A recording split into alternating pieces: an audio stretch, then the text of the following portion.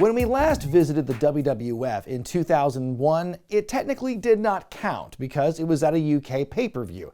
But we are back in the main canonical timeline here in the good old US of A. We're jumping past doing a Backlash 2001 revisit for now, and this week here on the review, I'm going to look back and finally wrap up this roller coaster of a year that was 2001 by reviewing Judgment Day. From May 20th at the Arco Arena in Sacramento, California, as Paul Heyman kept saying on this show, Joseph Carmine, Taylor Balsam, Justine Charles McBride, and Josh McBride nominated this show over at patreon.com/wrestlingwithregret.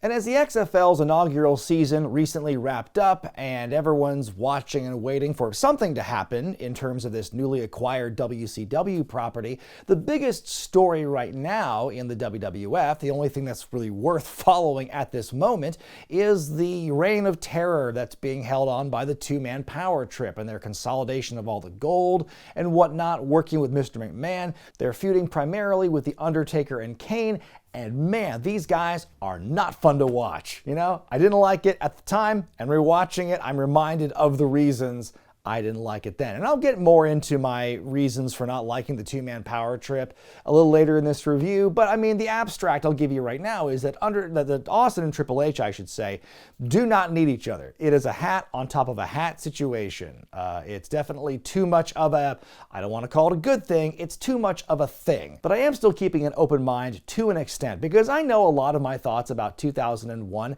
have been altered over the course of several years reviewing these shows for the channel. So maybe this show is going to age better than I thought after all. 13,623 folks packed the Arco Arena. This show earned 405,000 buys. It's down only a little bit from 420,000 the previous year, so numbers still doing okay at this point. The opening hype package has a crazy old man screaming about Judgment Day being upon us. Lies will become truth. Truth becomes lies. It's all Austin and Triple H, Undertaker and Kane. Fuck everything else. Ooh, look at that bloody hourglass. That's pretty metal, but I wonder, is it like liquid blood going through the hourglass, or is it like blood-soaked sand? Jim Ross and Paul Heyman are on the call for this show. Fix your damn hat, Paul. Your opening match sees the Commissioner William Regal taking on the recently returned Rikishi. Yes, the big man is back, and he's a babyface again. After briefly teaming with Haku at the beginning of 2001 and getting mowed over by The Undertaker and Kane,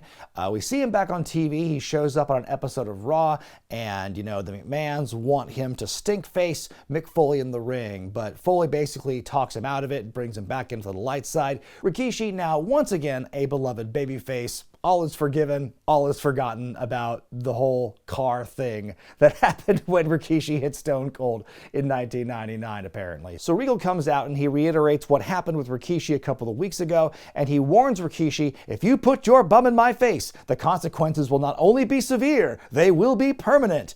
And so the match begins, and of course, this is the story of the whole match. Rikishi is going for the stink face, Regal doing everything he can to avoid the stink face, and that is the whole gist of this matchup here. One of my favorite parts of the match is when Regal starts getting his heat and he stops to wave at the audience, and that just lights a fire under Jim Ross. He's like, what an idiot, stopping to smile and wave at people. Rikishi fights back. He's got Regal in the position, finally pulls off his signature maneuver, and oh my God, he is really grinding that one in. Like, he's got an itch that needs to be scratched right there. Then Regal does a whole lap around the ring with this look of absolute shock, disgust, horror, you name it. That is what Regal is expressing here. It's like he's death slightly warmed over, and then he gets busted open on the stairs. What a shit 1-2 combo that is. So then Rikishi charges into the corner, gets nothing but ring post, Regal with the cutter and the win. I give it 1.5 stars out of 5. It's pretty low note, and I love the fact that if you're not paying attention,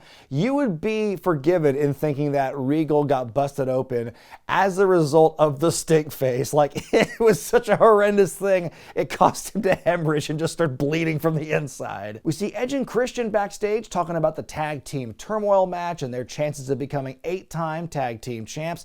And Edge goes, "What about Chris Jericho?" And Christian with a great line where he says, "Who cares about that packet of schmuck sauce?" Then their good friend Kurt Angle walks in. He's got a 2 out of 3 falls match to worry about, and he says, "I know it's not going to go to the 3rd fall, but just in case it does, you guys know a thing or two about this whole ladder thing. So if you have any advice, that'd be great." So Edge says, "First of all, falling off sucks, so don't do it." Then Christian says, "And if you do, fall off with your medals." And he should have added, "And definitely don't crotch yourself on a ladder. Take it from me." We see Triple H and Stephanie McMahon enter the arena. They're welcomed by Mr. McMahon, and Vince wants to know, "Hunter, what were you and Stone Cold Steve Austin thinking getting the Undertaker's wife involved in all this stuff? Why mess with the sanctity of marriage?" And then Triple H rightly points out, "Aren't you the guy who put his wife in the sanitarium, husband of the year?" Which is an excellent point by Triple H, because yes, even though watching this and it feels like May 2001 is light years away from Mania 17, it's actually not that much of ancient history. Well, the big feud between Chris Benoit and Kurt Angle that began just before WrestleMania finally comes to a head. Lately, Benoit has stolen Kurt's Olympic gold medals and has hidden them in the front of his pants. And now the challenge has been made for this match for the custody of Kurt's gold medals. And it's a good thing the UK shows don't count, because they're essentially doing it all over again. It's 2 out of 3 falls, but with a twist this time. The first fall is pinfalls only, the second fall is submissions only, and if it comes to a 3rd fall, and I would say it definitely will, but, Insurrection taught us that's not always the case, the 3rd fall will be a ladder match. So Kurt's got the mic and he says, "The medals will go from resting against Chris Benoit's genitals to going around my neck once again." And with some local sports heat, he goes, "Chris Webber has a better shot at coming back to the Kings and winning a championship than Chris Benoit does at making this go to a 3rd fall." Benoit comes out next. He pulls the medals out of his special hiding place. Kurt jumps him right away, and the match begins. And boy, I feel bad for Howard Finkel during this time, because he just caught strays nonstop for no reason here. Jim Ross on commentary saying Howard Finkel gleefully walking away with those Olympic medals after they were in Benoit's trunks. Kurt goes for a diving headbutt of his own early on, but misses. Benoit hits the angle slam, and suddenly he gets the 1st fall. That seemed really quick. They do play Benoit's music for a few seconds, and then they stop, which makes me think, oh, that was a little mistake. It happens, oh, the sound guy jumped the gun, forgot it was 2 out of 3 falls. No, this kind of thing happens a lot throughout the show. The second fall takes a whole lot more time. They fight on the outside for a bit. There's great struggling every time a submission is attempted. Great physical stuff at this point in the match. And there's a great line in commentary kind of planting seeds for what happens in years to come, where they say these guys are great adversaries. They might even be great partners one day. Benoit even puts Angle in a damn lion tamer for a few seconds. Damn, even Jericho doesn't get to do that. Angle recovers from a DDT, hits his slam, puts Benoit on the ankle lock, and Benoit taps clean as can be. That means we get the 3rd and deciding fall, ladder match time, a couple extra stompy stomps for good measure. Now we can begin. Kurt, for some reason, his first act is not to get the obviously well-built gimmicked ladder, built for a ladder match that's set up in the rampway. He goes under the ring and grabs this way smaller, flimsier, one-sided at-home ladder, and he's trying to climb it. Every step he takes up the rung, I'm terrified for him, and it's not even that scary. It's just a wobbly ladder. Then he's climbing up. Chris Benoit knocks him off. Why'd they think that was a good idea? Benoit climbs up the much stronger looking ladder. Angle just yoinks him straight off a couple of times. It looks pretty painful. Angle tries to run up the ladder on the corner or something, but Benoit puts a stop to that. Awkward landing for Kurt. Angle responds with a suplex into the ladder, but then he takes a damn ladder uppercut. At one point, Benoit's starting to put the ladder on top of Kurt, and you can hear Kurt going, other way, he's got to get him under his arm so he can do the spot, because sure enough, he's able to pick the ladder up and dump Benoit off. There is a lot of audible spot calling, not just in this match, but throughout the whole show. They just did not mic this ring very well, because everyone can be heard. The crossface is applied. Kurt is tapping, but it matters not. Suddenly, out come Edge and Christian to slow Benoit down. Still, he's able to fight them off. Angle has just enough time to climb up and pull down the medals before Benoit knocks him off. Angle has regained his prized, quote, Olympic gold medals. I give it 5 stars out of 5. It was a fantastic match, and each fall together telling a really great story. That first fall coming really quickly out of nowhere, and then the much longer second fall, this great technical bout between the two of them, and then the very brutal ladder match, which, it wasn't a high-flying, death-defying spectacle. It was just using the ladder as a weapon, as a third thing in the match, and being done to great effect, I would say. And yeah, the finish is kind of cheap, and you would like to see a decisive winner, but it all plays into stuff later on in the show, and it tells, again, part of that big, great story. This match definitely delivers. Back in William Regal's office, he's recovering from his match with Rikishi when the Undertaker barges in. He thinks Regal had something to do with that little ruse involving his wife and the fake car crash last week. Regal denies it, so Taker wants him to prove it by making the title match tonight no holds barred. Well, folks, are you ready? Because this is the moment. This is the moment that's lived in my head for the last 25 years. We go now to WWF New York, where we are joined live by the light heavyweight champion, Jerry Lynn. And he's asked, well, Jerry, we know you were probably hoping to wrestle in Sacramento tonight to defend your title. And Jerry cuts this very kind of grumpy promo, very bitter promo, how he should be wrestling in Sacramento. He says he's worked his entire life to become the WWF light heavyweight champion. Like, really, dude? And he goes, and what do I get for my efforts? I get to talk. Well, big whoopity-doo! And that is the most excitement in that man's eyes I have ever seen. So then he goes on about how he should be defending the title, and then he goes, well, I hope I earned my keep tonight. Was that good enough for you, JR? Was that a good promo, JR? Am I a good enough champ for you, JR? And JR, who at the time is the head of, talent relations and everything, so that's behind the scenes talk. He's like, what are you talking about me for? And then Jerry wraps it up by saying, I guarantee if I were there, I'd bring a whole new meaning to the term Judgment Day. When I heard him do the metal voice for the first time, for me, that broke my brain, because I did not expect that. I had seen Jerry Lynn wrestle in ECW. I'd seen his matches with Rob Van Dam and thinking, holy shit, this guy's amazing. He can go toe-to-toe with one of the best wrestlers alive in RVD. When he goes to WWF, wow, that's going to be awesome for him. Imagine what he could do there. And again, not having ever heard his promos, hearing him for the first time in this, and then, what is that? But, that aside, I just couldn't believe they could do nothing with this guy. If I were to do a video about Jerry Lynn in the WWF, that would go maybe 5 minutes, because there's not much to talk about. This is literally, one of his biggest highlights in the company, second only to winning the light heavyweight title in his first match. I think it was on Heat. Jerry Lynn has nothing to say about this promo. He's just, well, Paul Lee told me to say these words, and that's that. That was pretty cool, huh? Yeah, sure it was. Coming up next, a triple threat for the hardcore title as Rhyno defends against the Big Show and Test. I'm not entirely sure why Rhyno has been added to this storyline, because for weeks now, ever since just after Backlash, the feud has been Big Show and Test because of what happened in the Last Man Standing match. But now, and I'm watching the programming, Rhyno just kind of wanders into their orbit and is now put in this match, I think is the extent of the build. Show and Test begin to brawl before Rhyno even comes out, and then the champion does make his way out and has a struggle with the steel steps at first. Show manages to launch both Test and Rhyno over the barricade. Out to the crowd they go, then to the back, and it's dark. I think we witnessed an attempted murder by Rhyno and Test at one point in this match, because Test is trying to garrote the Big Show with this velvet rope thing, and as he's set up there, Rhyno takes not a single crate, an entire pallet of crates, and just pushes the whole thing into the Big Show's exposed head. You could have crushed him like a damn grape. Show tries to pin Rhyno against the wall, but he is stopped. Test and Rhyno knock Show off a ledge onto a conveniently placed pile of pallets. Back to the ring we go. Rhyno works over Test the trash can lid as Show returns surprisingly quickly. Show with a big old choke slam to the champion. Test boots Show. Rhyno gores Show during the instant replay. Then Test brings a fire extinguisher into the match. He stops a Goozle by spraying it into the Big Show's face. That was pretty funny.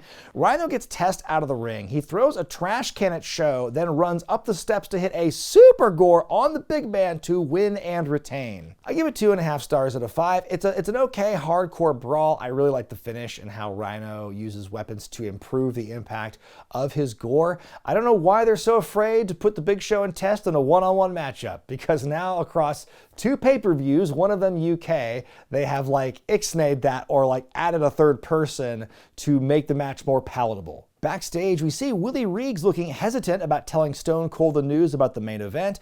Elsewhere, we see Lita getting ready for her match with Chyna when in walks Eddie Guerrero, and he says he knows all about Chyna, all of her strengths and weaknesses, and he's willing to offer some advice. But Lita says she appreciates it and says she wants to win the match all by herself. Back we go to Austin's dressing room where Regal's in there. Why did they have that? I don't understand why they broke up the scene of Regal telling Austin this news with the scene of Lita in there.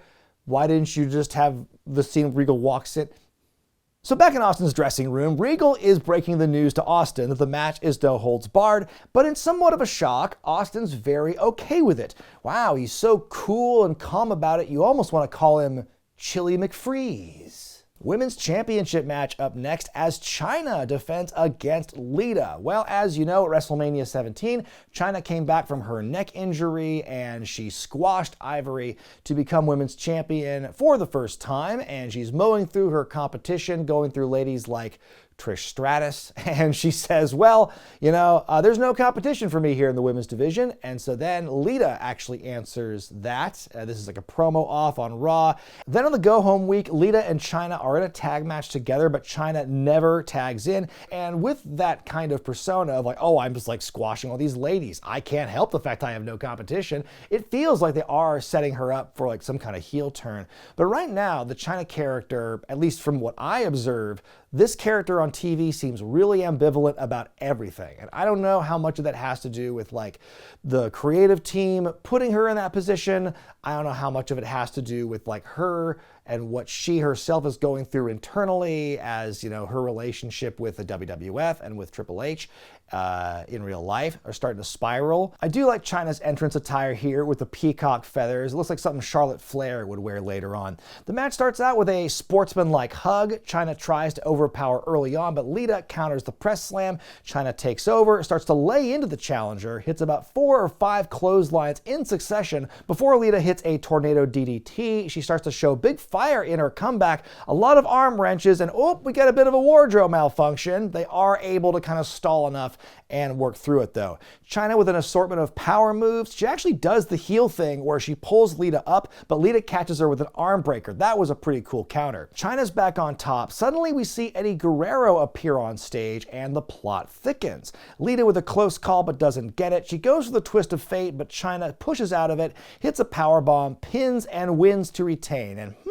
what's that old rascal Eddie Guerrero thinking? Well, we never find out. I give the match 2 stars out of 5. There were definitely some awkward moments in this matchup, wardrobe malfunction notwithstanding. You do hate to see a match get derailed by something like that, but it was clear that there was both ladies were operating outside of their comfort zones, is kind of the vibe I got from this. It seemed like Lita wanted to go faster, and Chyna wasn't really about that. And I think that there was a bit of a clash there. But I think that for the most part, again, wardrobe malfunction aside, they were able to make it work. And God, there's so much from this one match that I'm just really upset that we never get resolutions to, because we see Eddie Guerrero starting to like buddy up with the Hardys and Lita around this time. Ooh, what are his motivations? Chyna says don't trust him, and Eddie Guerrero says I can help you beat Chyna, and you can see that, you should have taken my advice, or you might have beat her, and you don't know where this is going, sadly, because this is Chyna's final appearance in the company. She's going to be gone soon, and the women's title is going to be totally just not a factor actor until like the end of the year when they put it on, somebody else.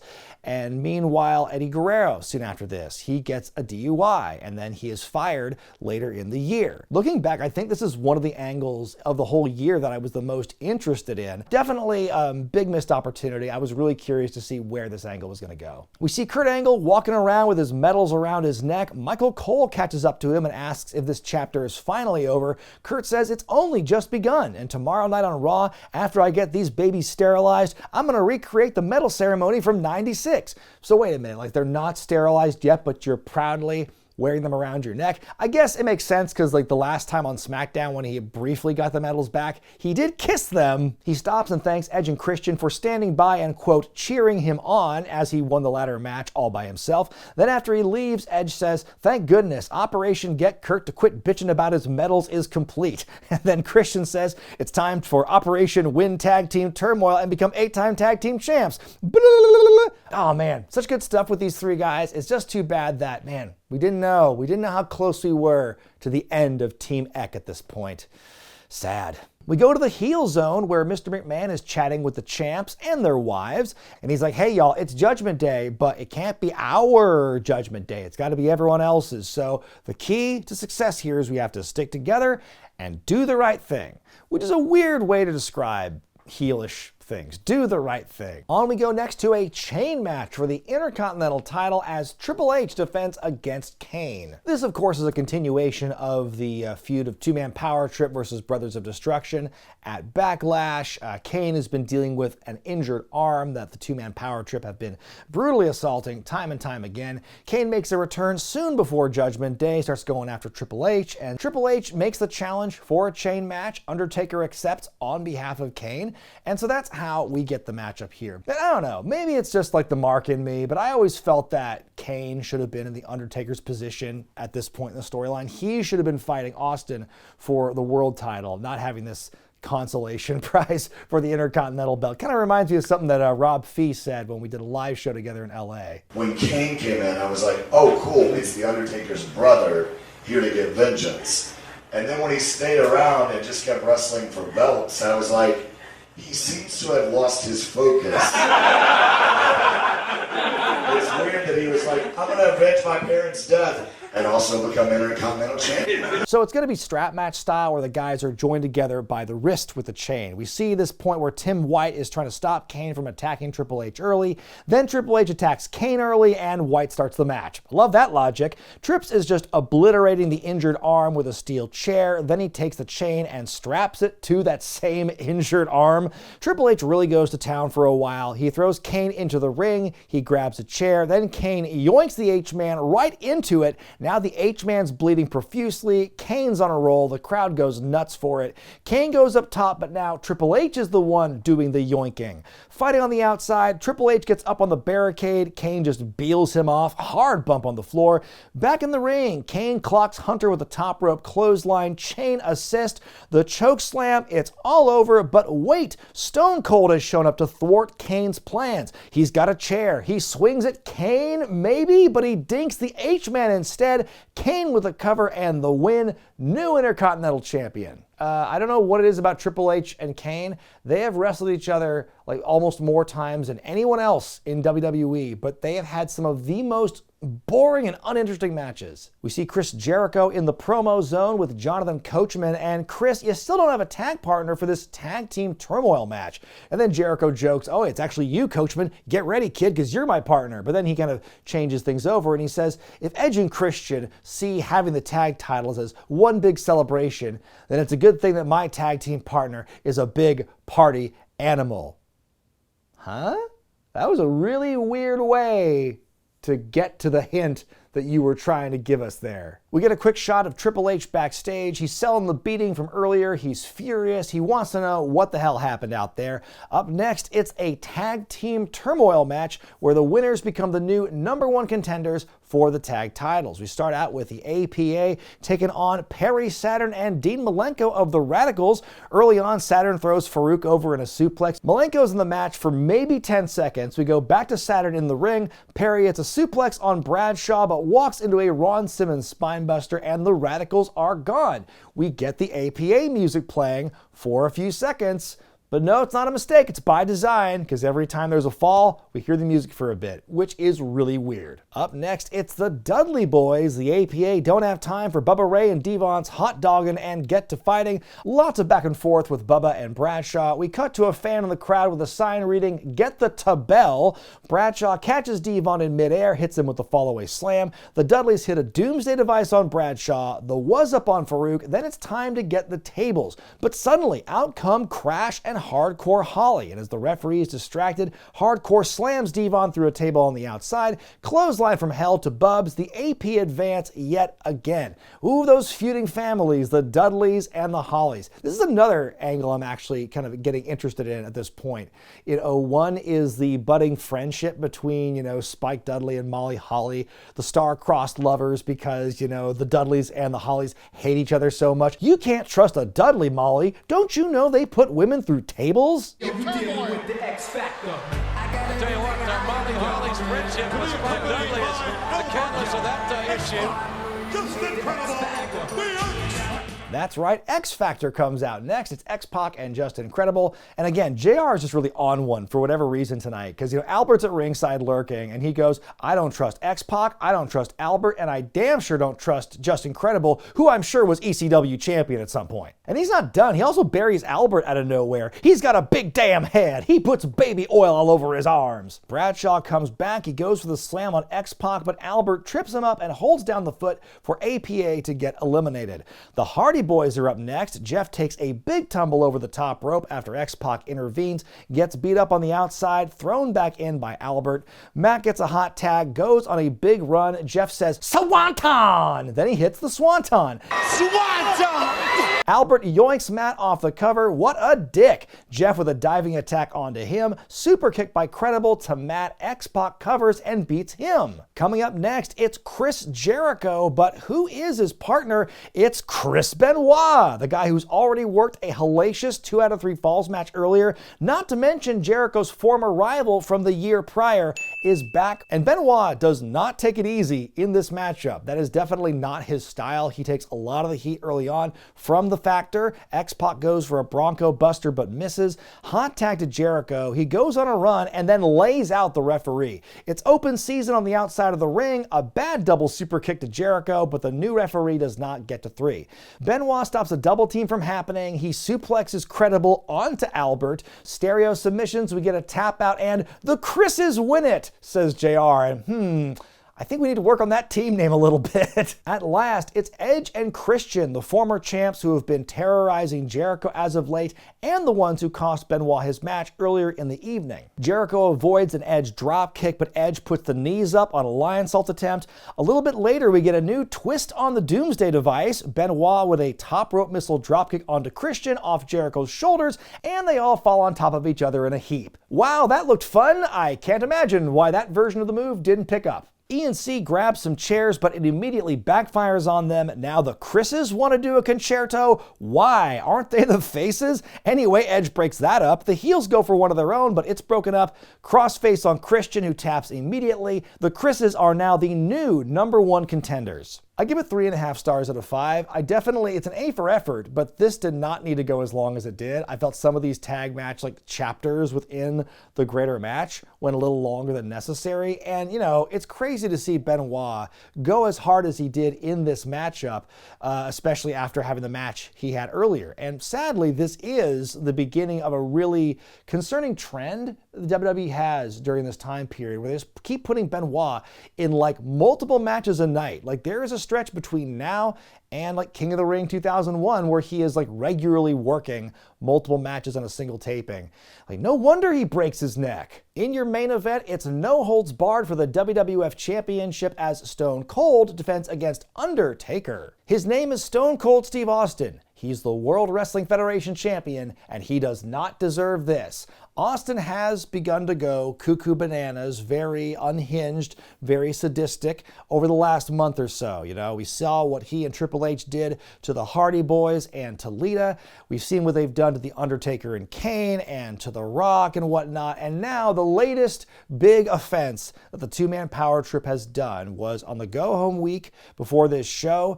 The Undertaker was called away because he was in informed by the police that his wife Sarah had been in a car accident. And so he runs off, and then we find out by the end of the week that everyone is fine. There was no car crash.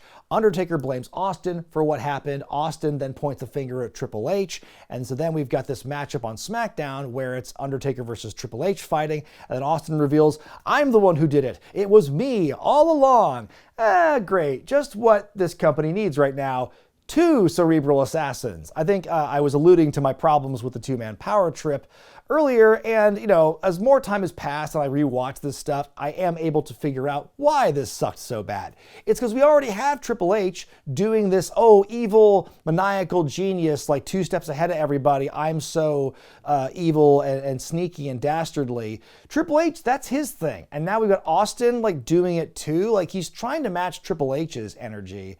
And I don't think that's the right course of action for Austin. Like heel Austin, it's different, but it's not very entertaining yet. Like if you watch my reviews of like the Invasion arc, you will see Austin gets a lot better as a heel. But I think this version of heel Austin is not quite there yet. He's still trying to find himself. He's paranoid, but he's not goofy paranoid. And I think that is the difference and what makes his character by that part of the year later on in the Alliance so compelling. Also, I love how out of order this hype package is. The stuff with Taker throwing Austin through the window happened weeks before the stuff with the car crash hoax, but that is the magic of editing for you. Mr. McMahon shows up and decides to join commentary, and Jim Ross goes, it'll be the highlight of my week, Mr. McMahon. Then we see The Undertaker come out sans bike. JR brings up that The Undertaker has beaten Austin for the WWF Championship before.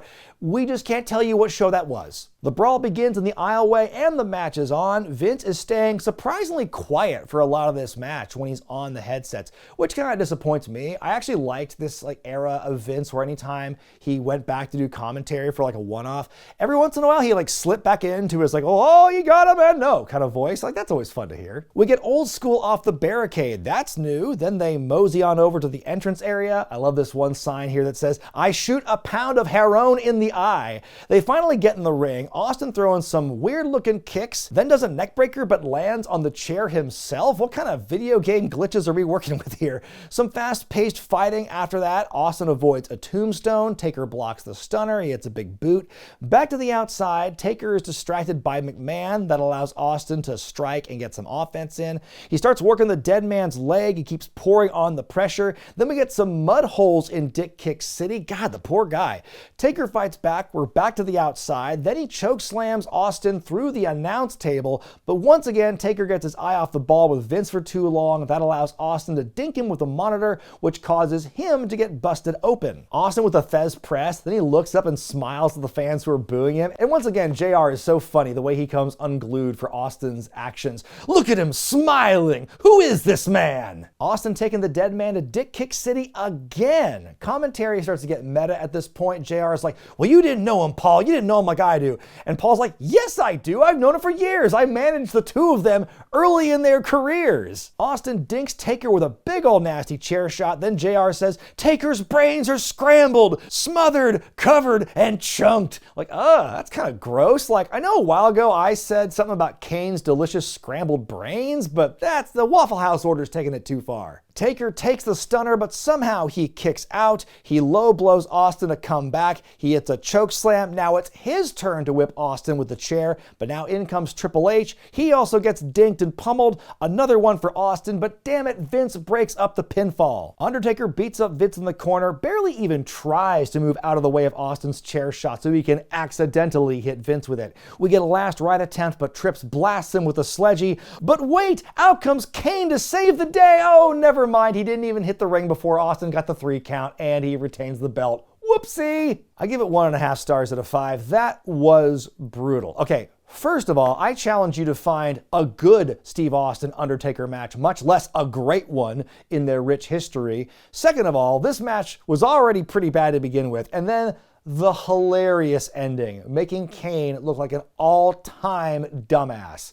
I couldn't believe that. Don't even bother with him coming out at all if you're going to do that. Like, don't get the fans' hopes up and then just like take the wind out of their sails with that 3 count. Like, as Kane's music is playing, it's like da na na na na na na ding ding ding. Then there's like a few beats of silence and whoosh, Austin's theme plays. What a fucking dick kick that was. Who wants to wait for The Rock to come back from Hollywood to save the day? Who wants to keep watching when the show is like this all the time? I mean, things do get marginally more interesting as soon as the next night, because that's when Chris Jericho and Chris Benoit, the 2 Chris's, they beat Austin and Triple H for the tag belts. That's a night where Triple H famously tears his quad muscle and is out for the rest of the year. It really felt like they're teasing an Austin Triple H breakup. Like, there is no hero that they're building to come topple Austin, it feels like. It's like, oh, they're setting up for like one of them to turn face after this inevitable breakup because they're costing each other matches, which is what we kept seeing there. So we don't get a resolution to the 2-man power trip. And, you know, we do get an interesting little boost with the invasion and the alliance, and we obviously know how that turns out. But yeah, this is just a real dark time in the company. It's not fun to watch heel Austin and heel Triple H working together, and it's less fun to see the Undertaker and Kane like continually being just beat down and humiliated like this. That said, my grade for WWF Judgment Day 2001 is a C+. You know, it is crazy to rewatch this stuff, like relive it, and remind myself just how different things felt 6 months prior to this, in the months leading up to WrestleMania, how like the WWF could do no wrong and like everything seemed to click. And now this company has never felt more dead in the water and more directionless as they wait for the next big thing to come along. That's not a reference to Brock Lesnar. I'm just saying you could tell everyone's like, please, can we have an invasion? Can we have WCW come up and do something? Anything? Give us something to do here. But what did you think about Judgment Day 01, and how about this review? Let me know in the comment section below. With that, I am finally done covering the year that was for the WWF. Don't worry, one day I will get back to Backlash 01, but that time is not now. But again, this has been great to revisit this little chunk of time and fill in that last little gap for 01. Coming up next here on the Classic Review, I go back to TNA covering my journey of 2006 with Sacrifice. But until then, I'm Brian Zane, and I'll see you next time.